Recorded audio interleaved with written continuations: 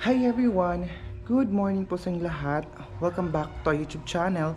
So for today's video, sa mga bago pa sa akin channel, please punta mag-subscribe, hit the notification bell para ma-update ko sa mga videos, and don't forget to like, share, and comment guys. Maraming salamat po. So ngayon, nandito na po kami sa boarding house po namin. And then si mama, gusto niya kaninang mag-gala-gala kami. Pero sabi ko, mapapagod lang tayo. Wala naman tayong mabibili pa, mapapagod lang tayo, sige, kakalakad. So, kasi maboboard siya dahil dito. Tingnan nyo, nang laban na lang siya. Ano yung mga sinampay. Tapos, tingnan nyo dito dahil dito siya mama naglaba. Naglabada siya dito kasi na-board siya ba. Kasi gusto niya maglakad-lakad. Ito yung mga labahan din. Ito, hindi ko alam kung pwede namin ito gamitin. Itong washing na ito. Pero, kurente day, ang ate ito, sa may-ari dito. Ang may-ari dito ay mga bata pa sila day. Tapos, ayan si mother. Ang paghay na kanila. Hi. Good morning sa inyo. Ang magalang kayo itong dagap. Kahinay na, kung bumawas ko Oo, basa ko na. hinay kay, makalit ko ng kuwan. Ano ba yung CR ko na yan? Live. Break ko na. Dili. Ano dito? Agyanan? Hindi ba? Buksan mo. Lambas niya kaligo, ama. Ha? Ay. Lakaw. Bebe, gawas-awas ng tubig ng tuloy. Ito gali, kung pa-apin pa nga ito, hindi na. Ay, ba tayo? Compound. Ito kasing boarding house namin, guys. Compound kasi ito ng family nila Ate Giselle. Ano pangalan niya? Tata Lorania. Compound kasi itong ano na building dito, merong mga kapatid niya, yung mga under construction pa lang siya, ginagawa pa lang. Ayan. So, dry board siya mga day.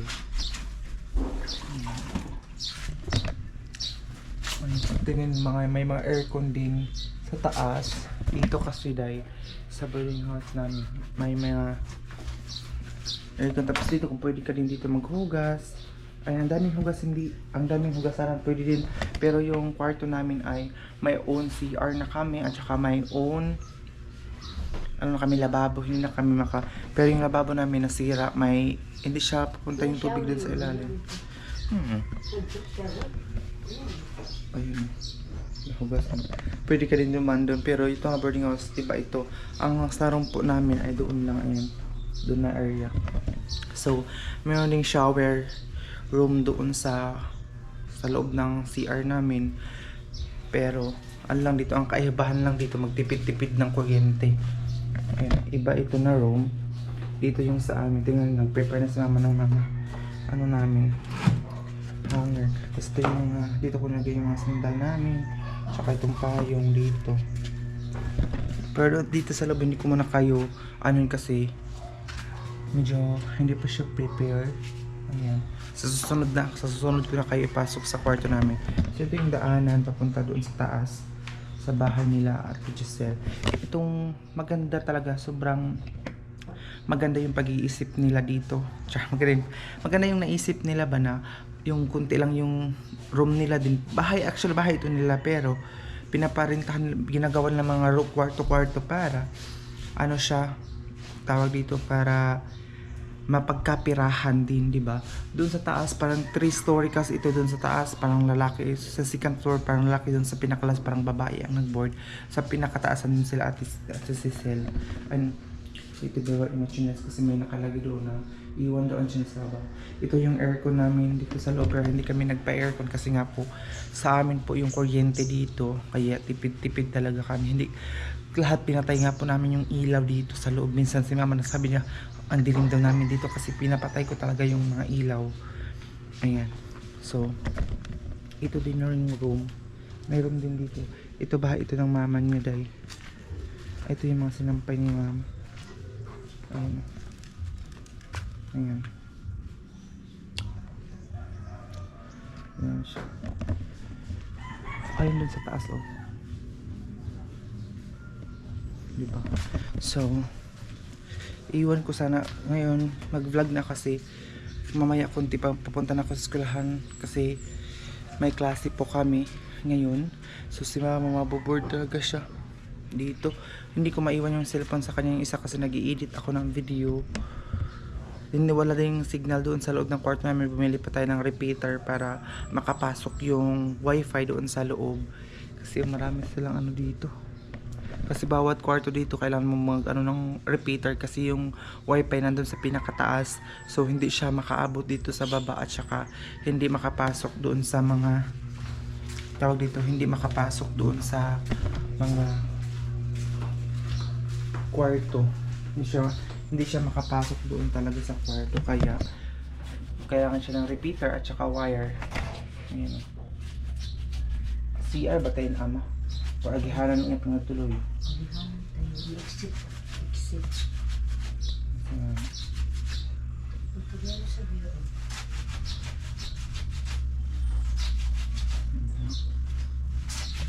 So again guys, hindi pa nakapag-follow sa akin sa Facebook account. Nandun po sa aking comment section yung aking face. Pagpunta niyo po dun sa comment section, nandun na po yung aking Facebook account.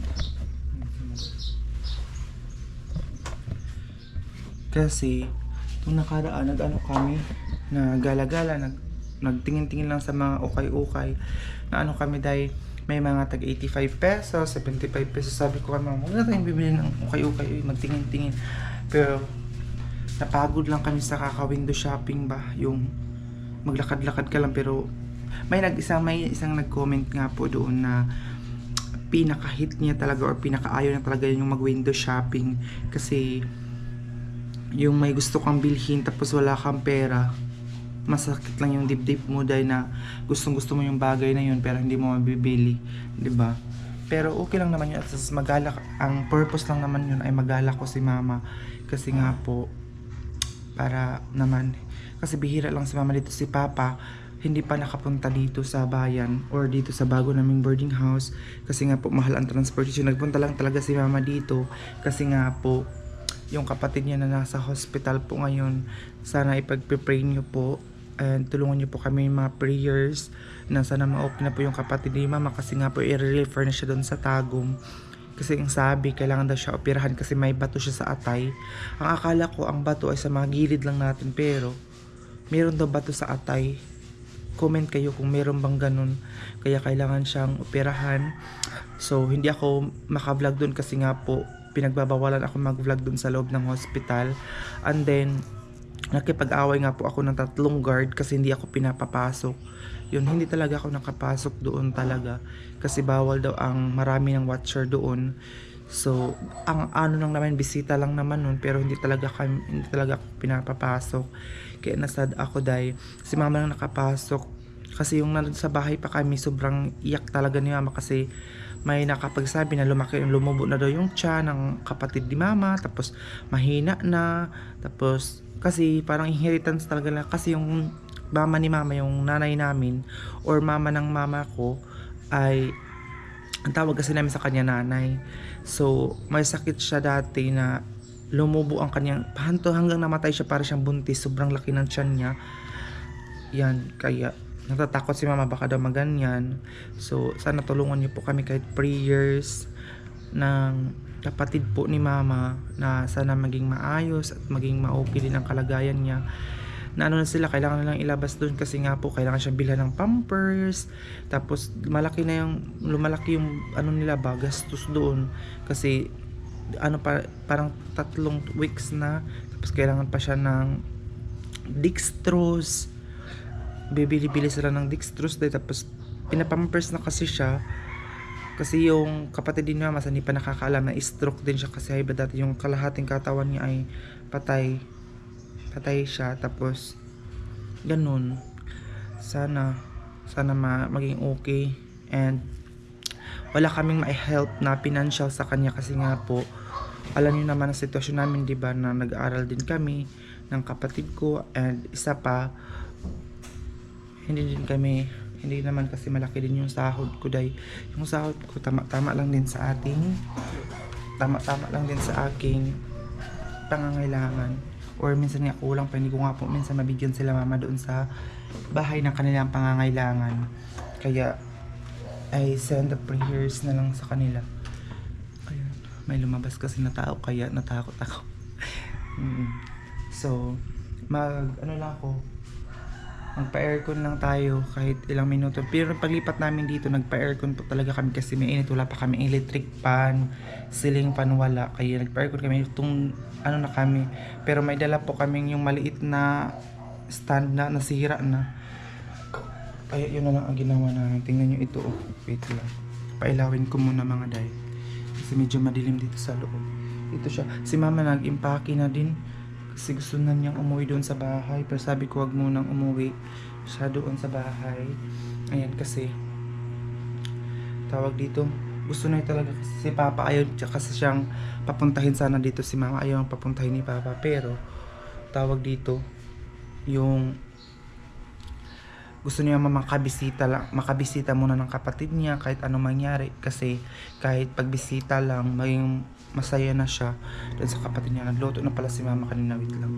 Nagluto na siya kanina ng tingnan niyo, nasira na itong takip plato namin kasi ito yung tinatakip namin sa tingnan niyo, nasira na dahil. Tapos ito yung linuto ni mama na ulam. Ano siya, pakbit siya pero hindi carne ang nilagay. Lucky 7 pero carne pa rin siya. Pero Lucky 7 na yung dilata. Dilata siya dahil. Yung una, sardinas po ang nilagay po namin. Pero ngayon dilata na. So ito yung CR namin. Oh, meron na kami on CR. Tapos meron din siyang, ayan oh. Ito yung CR dahil. Diba? Ayan siya. Meron siyang shower. Pero kailangan maging malinis to kasi ito yung ano, sinabi. Maganda dito dahil kasi sila Papa makabisita-bisita dito talaga. Kasi kami lang naman ang magbayad ng kuryente dito dahil. Kaya tinitipid ko. Tingnan nyo, minsan lang ko minsan lang namin pinapailaw dito sa loob. So kakain muna siguro tayo ngayon. So yun guys, kakain na tayo ngayon. So ito yung lagayan namin ng mga pinggan dito. Meron na sarili ganyan siya.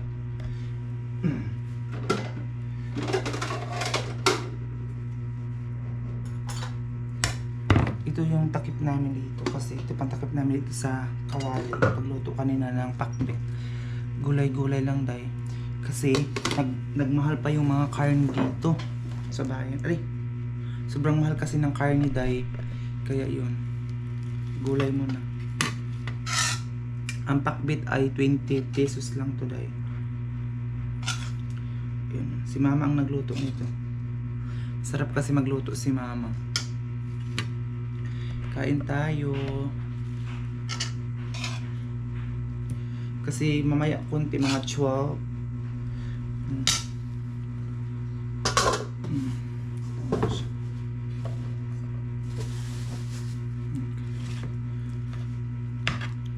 Mayroon din kasi ako sa kalabasa. Sa gulay.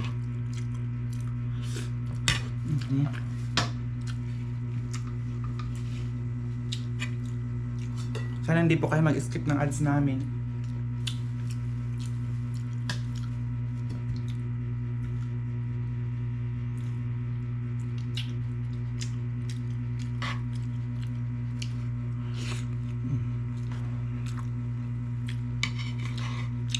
Kain.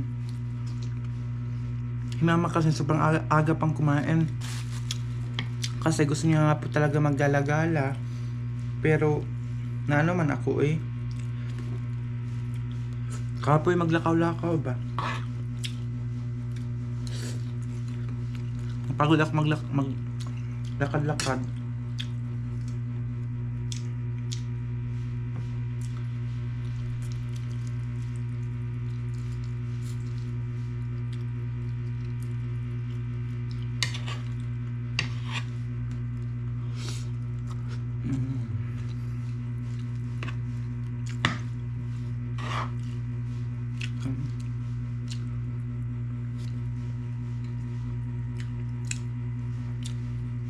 Lami kayong gulay.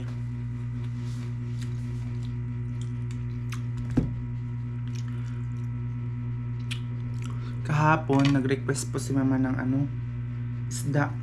Isda sa dagat. Kasi doon sa bahay, ang ulam daw minsan nila doon kapag wala ako, kape.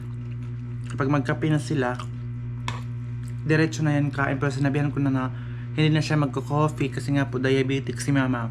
Kaya hindi na din siya nagko-coffee.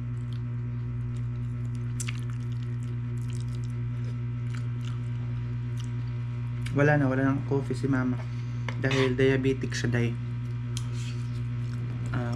1 hour later. So yun guys, tapos na tayong kumain. Tingnan tayo sa labas. Ay, tingnan nyo. Patay na naman yung ilaw dun sa loob. Kasi para tipid tayo sa kuryente. Hindi ko lang kung tapos na ba si mama para matulungan natin kasi mabigat yung bedsheet dahil.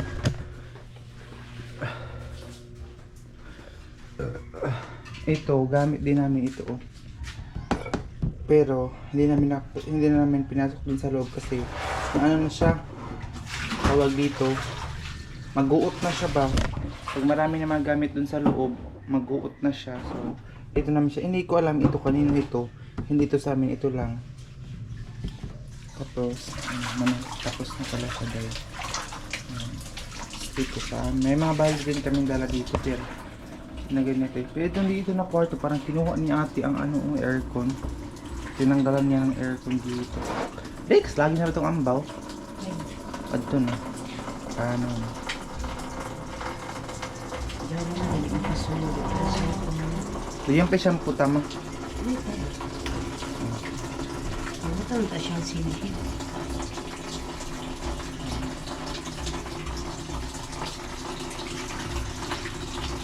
Iyon daw kapag nga, nainis ka yan. Libre din.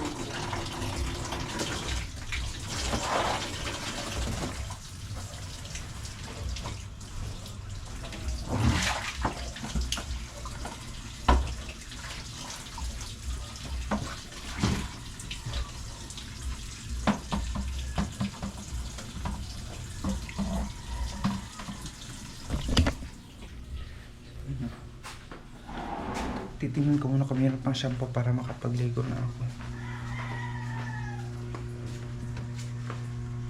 Pagpunta kasi ni mama dito dahil wala siyang dalang pera. Kaya kahapon, nung wala ako dito, nagpunta ko doon sa kaibigan ko kasi doon ako nag-upload doon sa apartment nila. Pag hindi ako makapag-upload dito, meaning to say, wala talagang dito sa amin. Hindi pa kasi na-repair dito mga day. Hindi pa na yung repair nila dati. Siguro mga Wednesday siguro pag may time na kasi palagi silang wala dito. So, mga Wednesday siguro sana malagyan na dito ng wifi para din ako magastos din ng pamasahe papunta doon sa apartment. Punta ka doon tapos na tagalan ako doon kasi nag-edit ako ng mga video. Tapos nag-upload ako doon. Sila mama naging isa akin ng 100 pesos kasi gusto nila 200 yun, sinend ko sa kanila, may laman yung Gcash ko, sinend ko sa kanila 200 pesos. So yun lang mga day.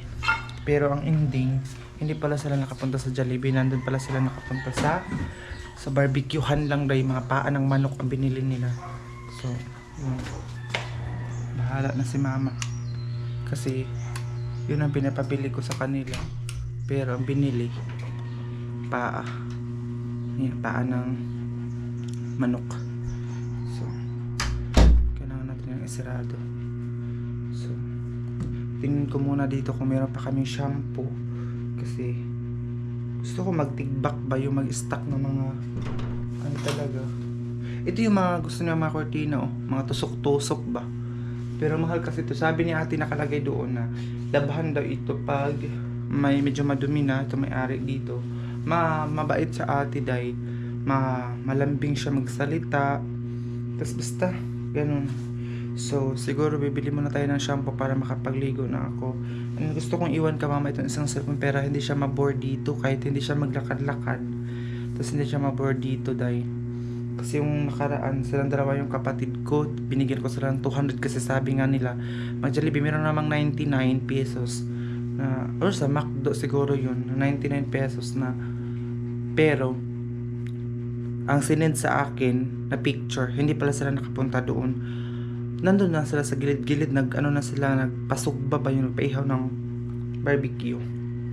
So ayun guys, sana hindi po kayo mag-skip ng ads natin. Hindi ko alam kung baka bukas uwi na si mama, tingnan nyo.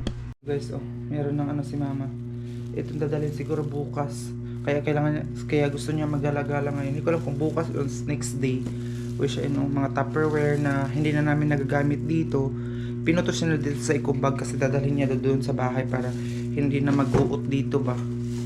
So, ayun lang yung ano natin mga day sa bago naming tirahan. Pero hindi ko pa kayo ma-update pa dito sa loob dito sa kwarto namin. Dalawang